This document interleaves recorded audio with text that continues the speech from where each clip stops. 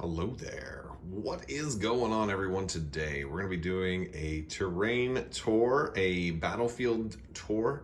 This is a new concept for a video. I haven't really done much of like a full battlefield setup and kind of talked about the setup and kind of done a full showcase. And you may have seen some of these LV-427 terrain pieces that I've shown there, sci-fi corridors, interior terrain, really fun stuff.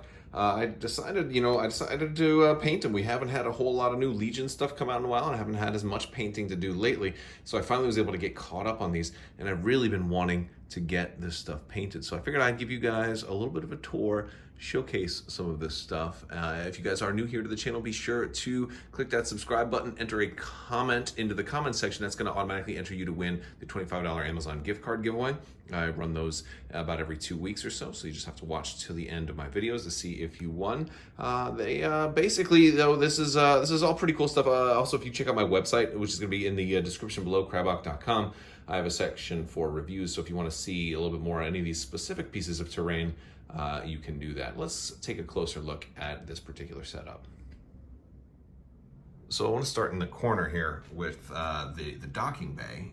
This is kind of got an open door here for like shuttle to land in, or TIE fighters, or however you want. It is a modular piece that can be set up in a variety of ways. If you are printing it yourself and you want to print extra pieces, go for it. These are also static, or rather dynamic pieces that you can kind of put anywhere. Same thing with this one. So I can put those wherever I want to be heavy cover for a larger room. And having, tried to play some interior terrain reports for Legion, the larger rooms are going to be important because while the hallways and the corridors, we have a lot of these joiner corridor pieces here.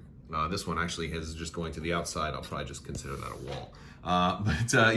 There's a lot of those smaller pieces.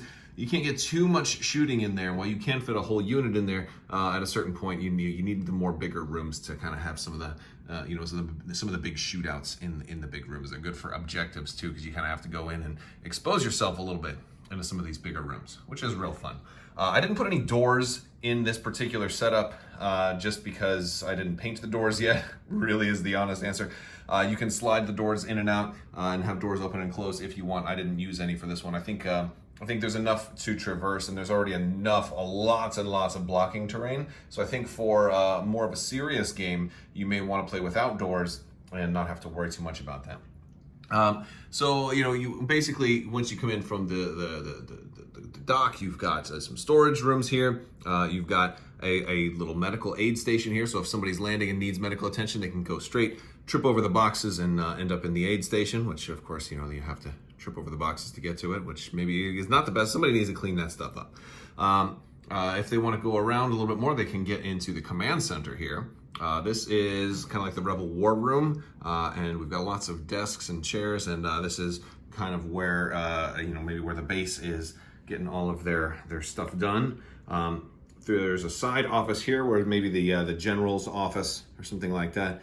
We've got some bunks too, maybe some folks who work here. Maybe the general lets a couple of his friends sleep over with him. He has sleepovers when the war is not going on. So moving down, we've got a couple of corridors here connecting us to the big briefing room. This is modeled after the kind of reminiscent of the Death Star briefing room. We have a round table here with everybody's little monitor screen and chairs surrounding. This whole piece comes out.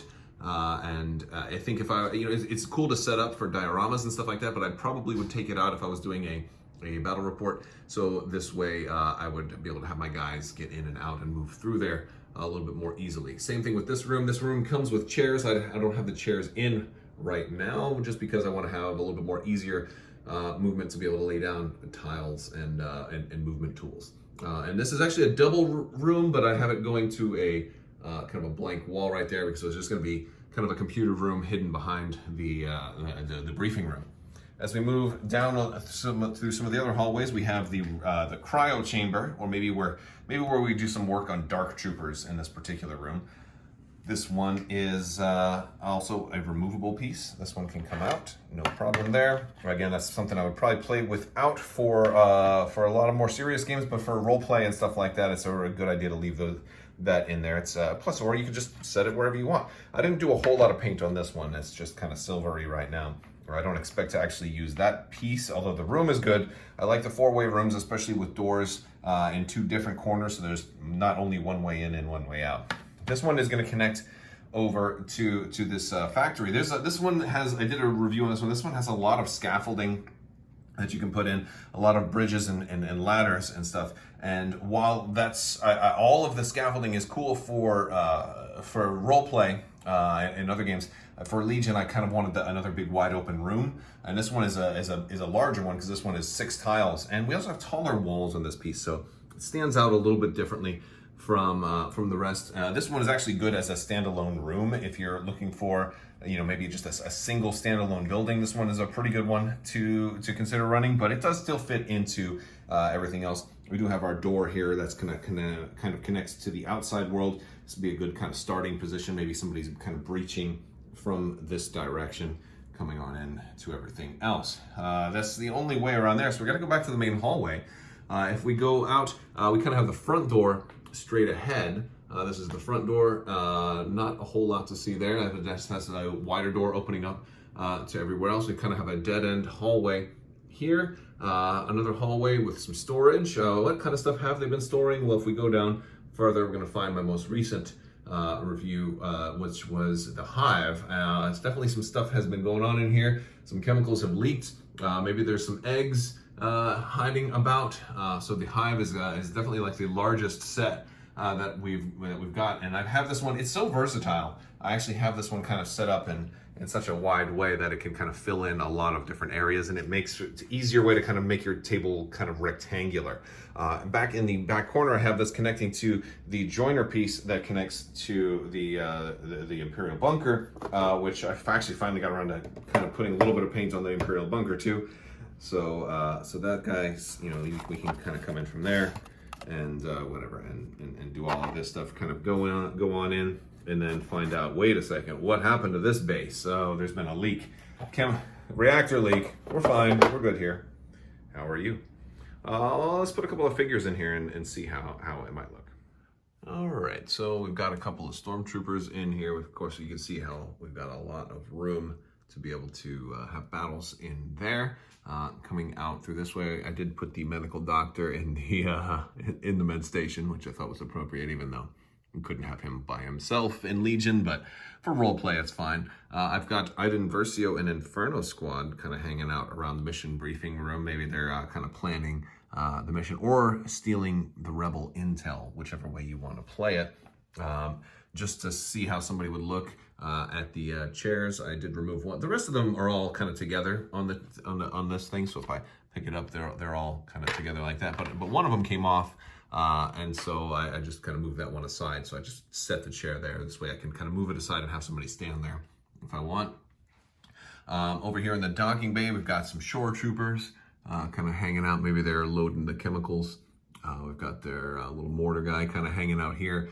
He's got the range to be able to shoot kind of far, which is harder to do on an interior thing. So I don't know if I would bring a mortar into an interior battle, but still, you know, I wanted to stress it for effect. We got some snow troopers kind of moving around the corners here. And then, of course, in our toxic waste area, or maybe alien blood area, we've got some more snow troopers with their, of course, their environmental gear, protecting them from all of the slime and or chemicals. And that is the board. All right, guys, let me know what you think down in the comment section.